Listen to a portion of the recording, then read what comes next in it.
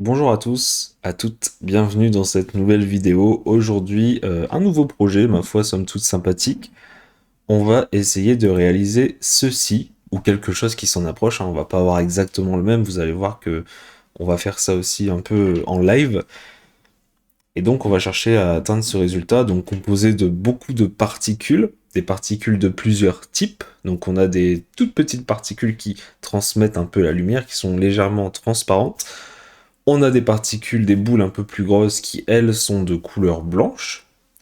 Et on a ces particules, vous voyez, ces morceaux de métal un peu qui sont bloqués, mélangés à tout ça. Et on va voir un peu comment créer ce type de rendu. Alors la forme ne sera pas exactement la même, hein, mais vous allez voir qu'on va aller chercher quand même une forme intéressante. Donc on va tout de suite aller sur Blender pour, euh, pour commencer ce projet. Donc là, on a la scène de base, d'accord, on va tout supprimer. Vous allez voir qu'on va vraiment partir de zéro, ça va être plus intéressant de suivre la logique que je vais tenter de vous expliquer. Donc c'est parti. On va ajouter ici dans les Torus Object. Alors pour avoir ça, je crois qu'il faut activer un add-on inclus à Blender, hein. Vous savez, on va dans Edit. Alors si j'y arrive, bien sûr, ça commence bien. Edit add-on, donc dans Préférences add-on. Et là, vous tapez Mesh, et je crois que c'est dans le Extra Object, d'accord? Donc activez-le, voyez, sinon regardez un peu les autres et voyez, mais il me semble que c'est dans le Extra Object, hein, que vous pouvez avoir cet objet-là. Donc on va aller faire Mesh, Torus Object, et vous allez voir le Torus Note. Donc là, on a un nœud, en fait, Note qui veut dire nœud, si je ne me trompe pas. Donc voilà, on a un Torus Note, ok? Ce torus, on va lui ajouter un Subdivision Surface, donc là vous voyez pas, mais c'est derrière Subdivision Surface justement, de niveau 2, ok. On va ensuite lui ajouter un Displace pour créer cette forme de d'étalement, d'étirement de la matière. Vous allez voir, ça va être très intéressant. Donc on va aller chercher simplement une texture de type Cloud, ça paraît pas mal ça. Et dans la direction, on va choisir RGB to X, Y, Z. Là, vous voyez où je veux en venir. Donc, on va augmenter la force. Et en fait, alors là, c'est moche, hein, mais en fait, ça permet d'avoir un support où vont pouvoir se poser nos particules. Donc voilà, si le mesh est moche, franchement, on s'en fout, c'est pas très grave. C'est juste la forme, le placement des particules qui est intéressant ici. Donc, on va garder ceci. Et on va aller d'abord dans le Geometry Node, on va commencer à attaquer cette étape de Geometry Node. Donc c'est parti. Là, vous voyez, on a une entrée, une sortie. Geometry Node, c'est ça, hein. Souvent ça c'est de gauche à droite, d'accord? Une entrée, une sortie. L'entrée, c'est la géométrie qu'on a là, qui est au niveau, qui s'arrête à la fin du displace, puisque c'est juste avant le nœud Geometry Node. Si le Geometry Node on met là, et ben vous n'avez pas le displace qui est pris en compte, hein.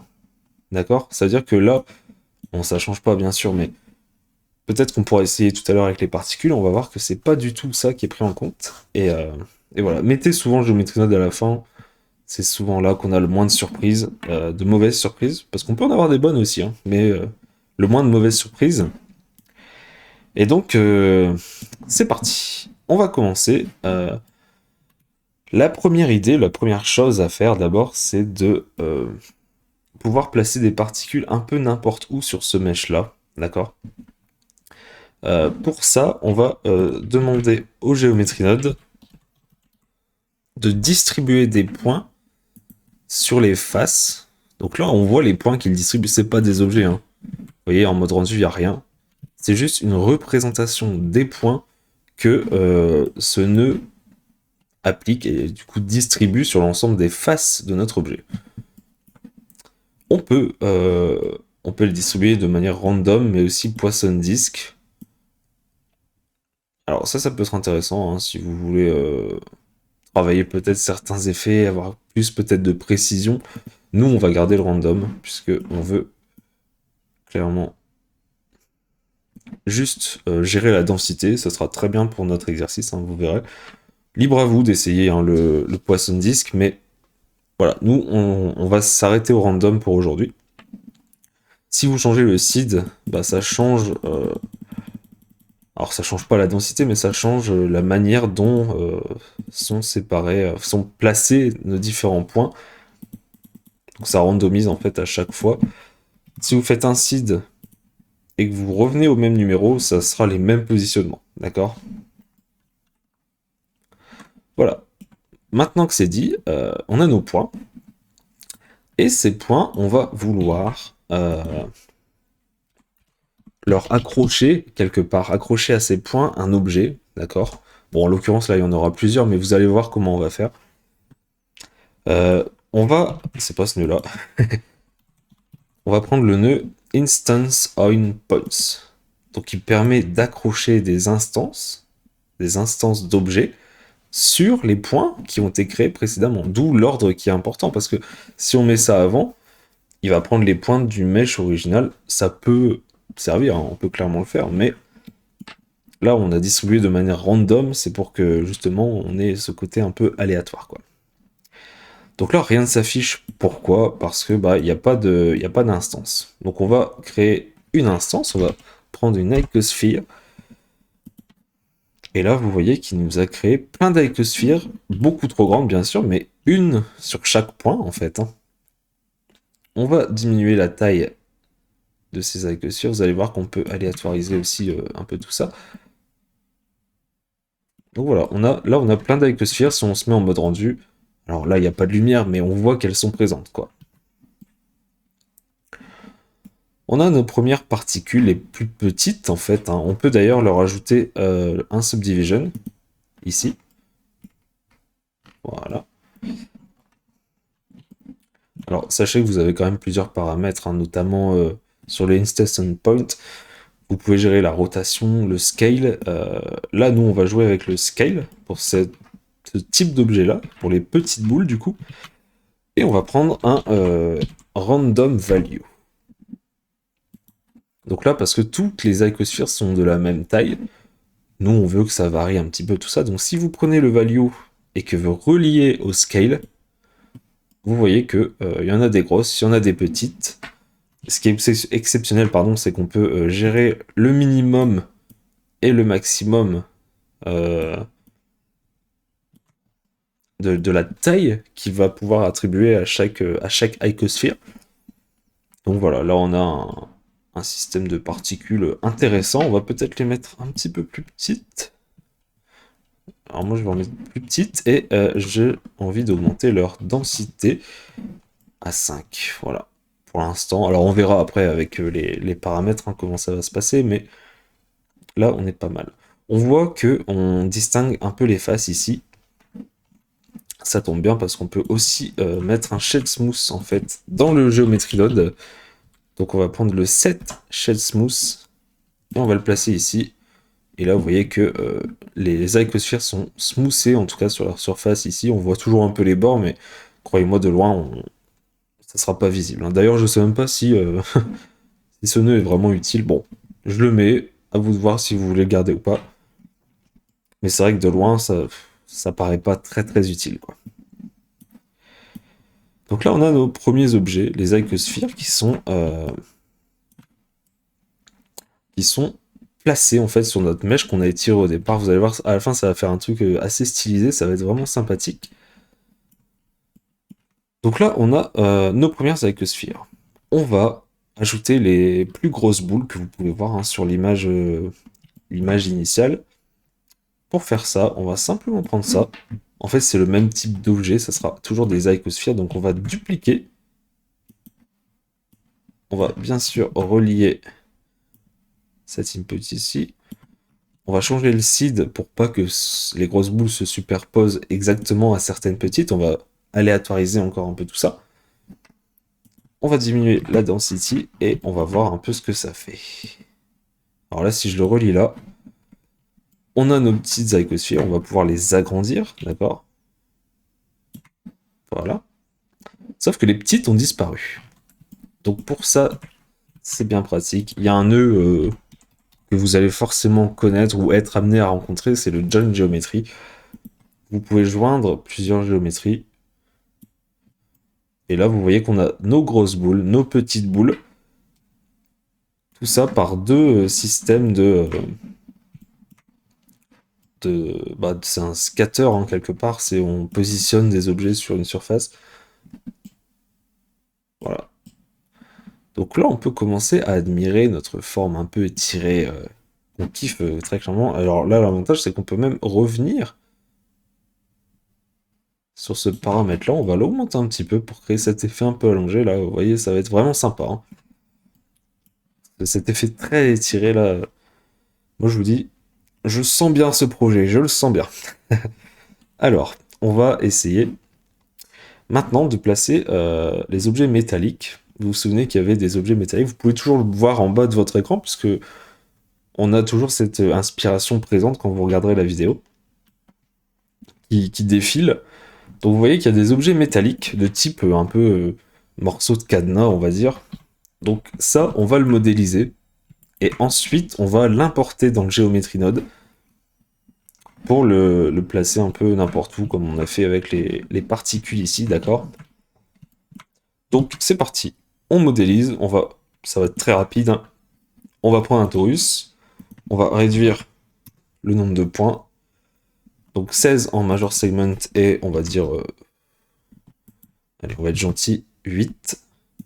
J'ai dit 8, voilà.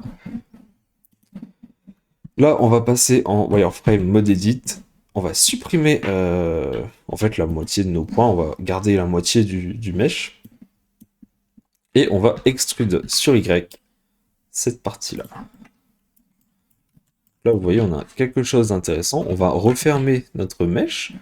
Pour ça, on se met bien en individual origin. Et on fait ES.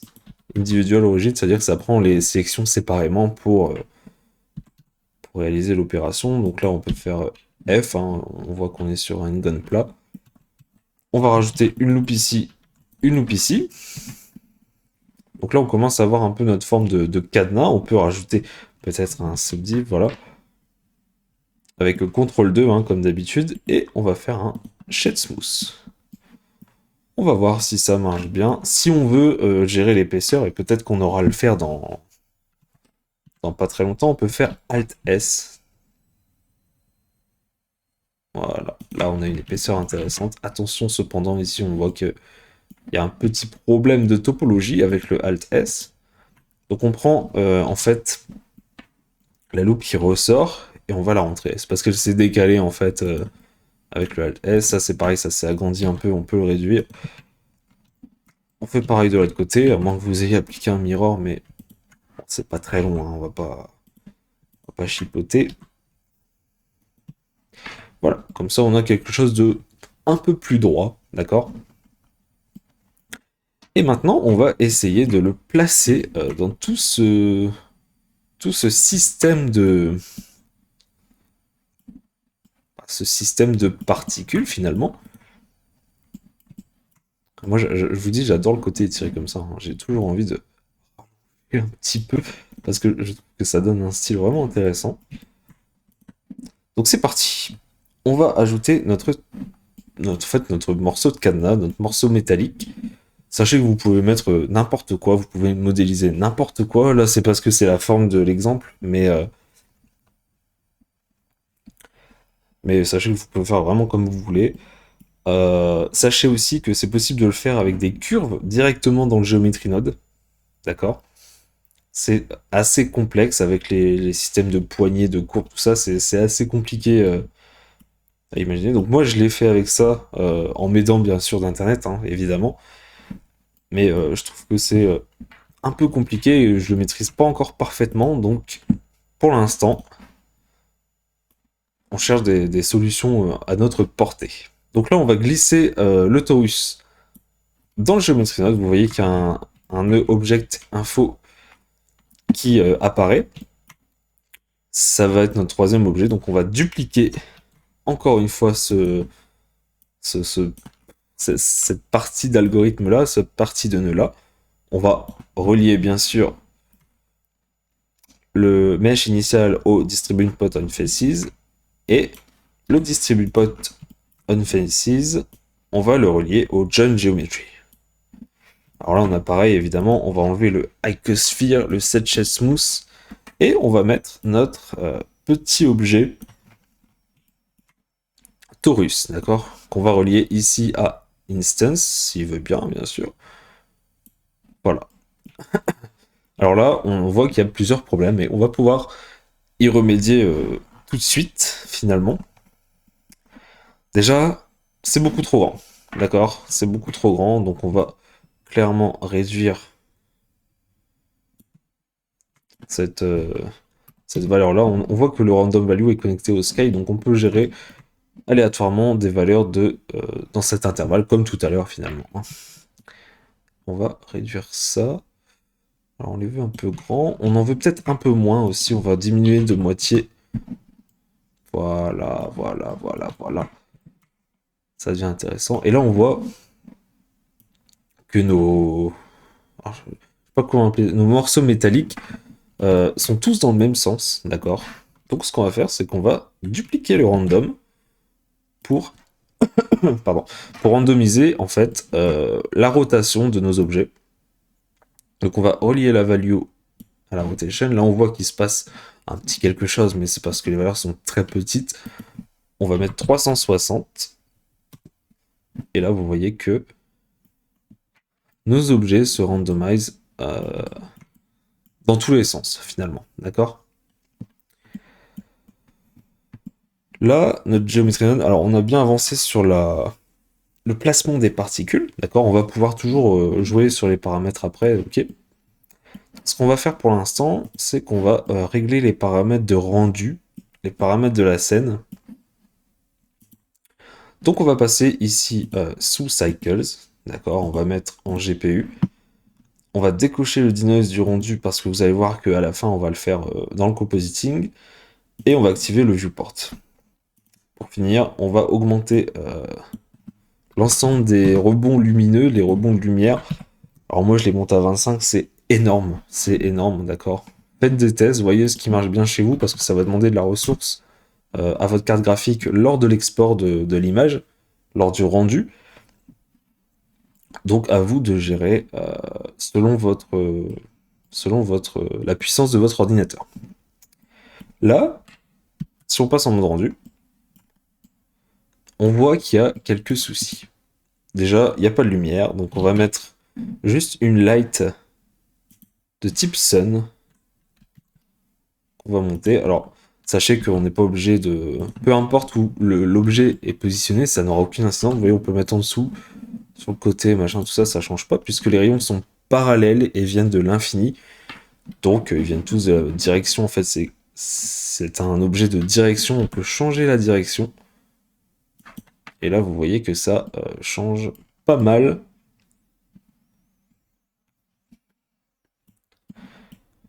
Le rendu final, finalement.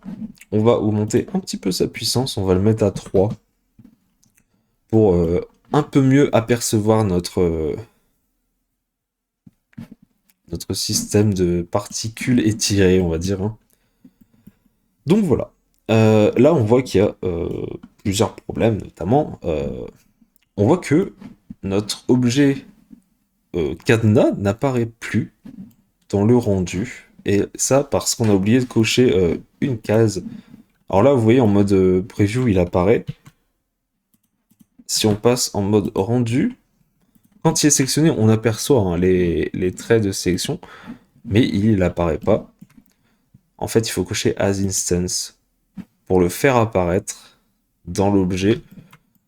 Alors, moi au début, c'est vrai que je pensais que c'était un bug, mais finalement, cette solution résout et ça permet de faire apparaître en instance l'objet qu'on a choisi.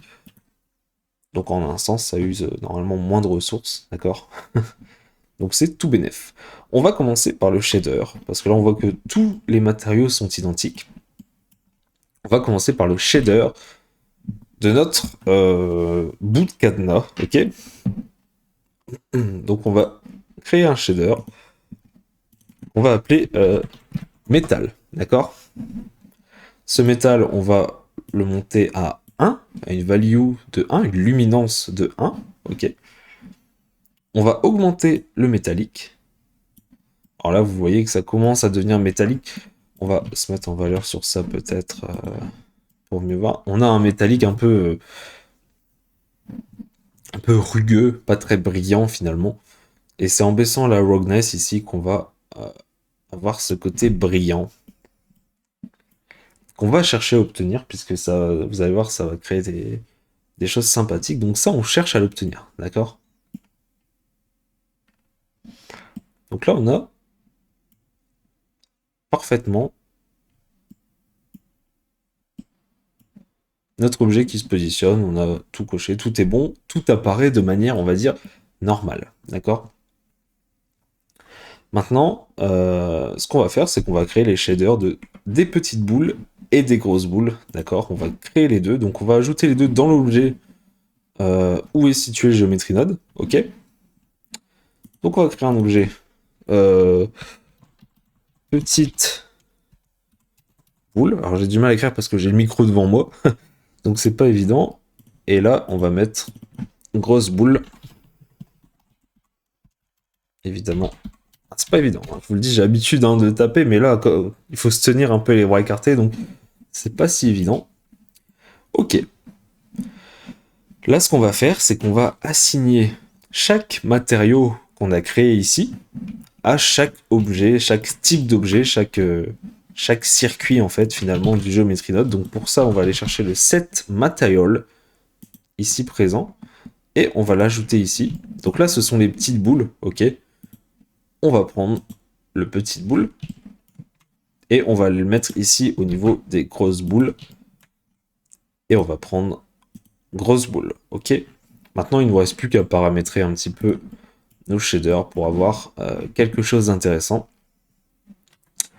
Donc on va commencer par les petites boules et on va les rendre transparents. Voilà. Là, vous voyez, on voit que nos petites boules ont une certaine transparence. On voit notamment ici avec les reflets. C'est une transparence qui est rugueuse encore, puisque la roughness est encore activée. On peut la baisser un petit peu. Vous voyez, hop. On peut augmenter également un petit peu la transmission roughness. Alors, attendez. J'ai mon ordi qui s'éteint automatiquement, désolé. Alors, enfin mon écran, pardon. Donc voilà, on va augmenter un petit peu la transmission roughness. Si vous la montez à fond, bah, vous aurez des boules presque rugueuses à l'intérieur en fait, hein, et assez brillantes sur le bord. Donc moi, voilà, on garde un petit peu comme ça, un petit peu la transparence. Sachant que l'éclairage, on va le retravailler juste après, d'accord? Pour les grosses boules, on va simplement partir sur du blanc. Là, vous allez voir qu'on va avoir un résultat déjà intéressant. Alors après, il y aura du compositing, tout ça, bien sûr, hein, mais là, on a déjà ce bordel en fait de particules qu'on aime tant, ce côté étiré, tout ça. Donc on va tester, hein. Moi, ça me démange depuis tout à l'heure. On va tester de l'étirer encore plus.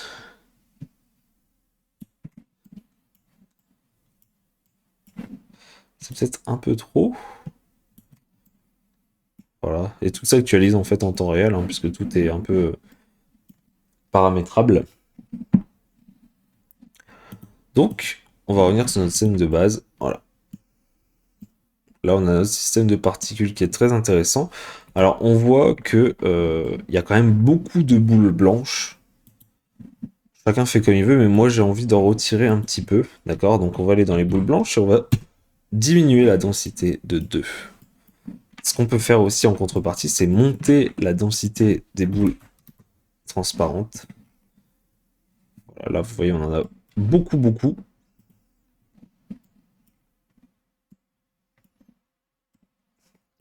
Là, ça commence à devenir très, très intéressant, croyez-moi. On va se placer, pardon, une petite caméra. Alors, on va la mettre comme ça, peut-être, ou de l'autre côté, je sais pas trop.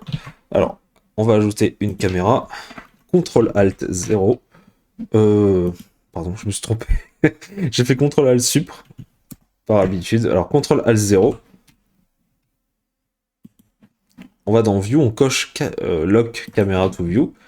Et puis là, on peut juste bouger pour replacer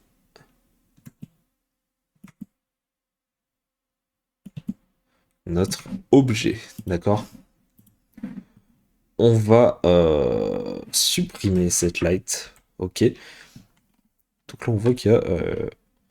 Ouais, c'est sympa, hein. On dirait un petit effet de transparence, mais en fait, c'est le reflet du world. D'ailleurs, en parlant du world, on va le mettre à 0. Donc là, on voit plus rien, c'est normal, il n'y a plus de lumière du tout. Physiquement parlant, dans la scène, il n'y a plus de lumière. Donc on va en rajouter. Light Area. On va aller placer un petit peu tout ça. Alors, on va faire un R sur Y. On va se mettre en vue de dessus, on va décaler et on va tourner un petit peu. Voilà. Donc là, on peut encore tourner, hein, finalement. On va l'agrandir comme ceci pour être un peu plus diffus. Et on va monter la puissance. Si on monte à 500, on commence à obtenir cet effet un peu de lumière transverse. Voilà, on va monter beaucoup plus haut. Monter sur moi. Voilà. Pour ajouter du contraste aussi, initialement, vous pouvez aller dans le Render Properties, Color Management, tout en bas, et ajouter un peu de contraste dans le look. Donc voilà, là j'ai mis Medium High Contrast, on voit que les noirs se sont un peu renforcés, pardon. Du coup, ça crée un peu plus de contraste, mais on va le gérer aussi dans le compositing après, vous allez voir. Alors, regardez-moi toutes ces boules, tous ces objets, tous ces... Oh là là, c'est beau, hein. C'est beau, hein. Moi, ça m'émeut, ça m'émeut. On va dupliquer notre light, d'accord? Shift D. On va la tourner, si elle veut bien. Ah, je perds le côté souris. Hop. On va la mettre là. Ici, on va la tourner. Est-ce qu'on est bien orienté? On va l'agrandir un peu. Voilà, donc là, vous voyez, on a un résultat de lumière transverse. Et c'est là, on va créer en fait notre contraste de couleurs, finalement. On peut toujours les repositionner après, hein, si jamais on a besoin, si jamais on veut un résultat peut-être plus intéressant. Bon, là, on va aller chercher du rouge, d'accord? Alors moi, je l'avais un peu moins saturé, hein, au départ. Et sur l'autre light, on va rajouter du bleu. Voilà, et vous pouvez pas savoir comment moi j'aime ce contraste-là. Si vous voulez, vous pouvez monter un peu le world aussi, hein, pour créer ce côté un peu diffus. Vous pouvez toujours rendre sur transparence, mais voilà, à la limite très légèrement comme ça, mais voilà. On peut rajouter aussi une light, alors je sais pas où me le placer. Ah non, c'est pas mal. On va rajouter une light, donc type aria encore toujours. On va tourner cette light. On va la tourner sur Z pour qu'elle apparaisse ici. On va l'agrandir. On va l'éloigner un petit peu. Et celle-là va être en fait une light blanche qui va venir un peu éclaircir. Et là, vous voyez qu'on a les reflets de plusieurs couleurs sur le métal. Tout ça, c'est très très intéressant. Ok. Après, libre à vous, bien sûr, de monter la puissance des lumières, de caler vos lights comme vous le souhaitez. D'accord. Là, clairement, je suis monté à 1000, je peux monter à 1500. Là, pareil, je peux monter à 1500. En augmentant de 50%. Là, voilà. On a, euh, on a un système de particules qui n'est pas trop mal et un peu étiré, vous voyez. Alors après, vous allez voir, le compositing fait beaucoup, hein. Fait beaucoup pour avoir ce contraste, cette luminosité. Ce qu'on va pouvoir faire, c'est qu'on va pouvoir, je crois qu'on n'est pas trop mal sur ce système-là, n'est-ce pas? Je vais juste essayer de décaler un petit peu les lights vers l'avant comme ça.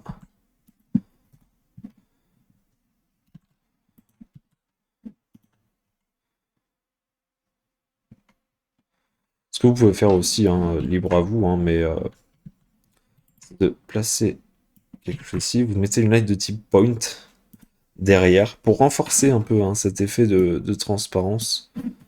On va voir un peu où vous allez le placer, mais vous savez, pour jouer avec cette transparence des particules qui sont censées l'être. Voilà, vous voyez là. Donc, regardez la différence, hein. Là, on est avec. Là, on est sans. Vous voyez. On peut même le monter, hein. Alors, montez-le pas trop fort, sinon vous perdez un peu de contraste. C'est dommage. Il faut quand même en garder un petit peu, mais globalement, on n'est pas trop mal, ma foi. De toute manière, on va aller travailler dans le compositing maintenant, hein. Donc, pour le compositing, on va aller dans le View Layer Properties. On va activer la passe de denoising data, puisque je vous ai dit tout à l'heure que le denoise, on allait le faire dans le compositing et pas directement dans le réglage ici, d'accord? On va mettre un rendu à 2000 samples, puisqu'il y a de la transparence, tout ça, ça peut être intéressant. On va aller dans le compositing, on va activer le use nodes. Là, on va placer notre denoise, d'accord? On va relier le denoising normal au normal et l'albédo à l'albédo. Voilà. On va se lancer un petit rendu et on va voir ce qu'on peut faire de ça tout de suite après. À tout de suite. Le rendu est terminé. Du coup, on va essayer d'aller trifouiller un peu le compositing. Alors, on va décaler ce nœud. On va faire CTRL SHIFT clic gauche pour activer le viewer depuis le denoise. Alors, vous pouvez travailler avec le backdrop. Moi, je préfère travailler, je vous le dis, avec l'image en dessous. Donc, on va aller chercher Image Editor et le Viewer Node. Ok. On les calera de manière identique après, hein, d'accord? Donc là, voilà notre image de rendu. Alors, on va voir, hein, si on renforce ou pas la lumière, si on atténue celle qui est à l'arrière, par exemple, pour celle qui fait toute cette transparence là, vous voyez. Donc on va voir, on va commencer par mettre, déjà on va décaler les deux là pour avoir un peu de place. Là vous pouvez faire Shift, clic droit maintenu pour créer un nœud ici, et comme ça si on place quelque chose dans cette partie là, ça va aller vers les deux nœuds de sortie, d'accord? On va commencer par un color balance. C'est un nœud que j'adore parce que c'est presque un nœud magique pour moi. Vous allez voir pourquoi. On va passer en offset power slope. Ok, ça c'est important par contre, hein. N'oubliez pas de le mettre. Et vous allez voir, on va aller jouer sur les highlights. On va monter. Et regardez. Là, on gagne une luminosité.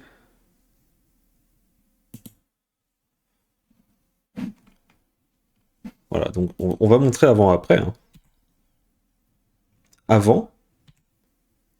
Et là, après. Vous voyez? Si on veut rajouter du contraste, on peut monter aussi ce paramètre-là. Voilà. Oh là là là. Regardez, rien que ce nœud, c'est totalement fou, quoi. En jouant avec les highlights et le contraste, là, c'est totalement fou, quoi. Regardez le contraste qu'on arrive à obtenir sur ce fond noir, c'est incroyable, hein. Donc si je montre avant, c'est un peu fade, c'est correct, mais c'est fade, les couleurs sont fades, la luminosité est assez fade. Et là, on arrive à récupérer, mais c'est un truc de fou, hein. Libre à vous de le monter à fond, tout ça. Libre à vous, bien sûr, de gérer votre light aussi dans votre scène 3D. Là, on n'a pas travaillé à fond non plus, on n'a pas pris le temps. Ça peut prendre des heures, hein, de travailler la lumière. on va rajouter, moi j'aime bien pour le test, un bright contrast. On va peut-être se rajouter un petit peu de contraste. Si on n'avait pas assez, on va mettre 1. Là, vous voyez qu'on a un fond qui est totalement noir. Alors, certains aiment, d'autres aiment pas, bien sûr. Chacun fait comme il veut.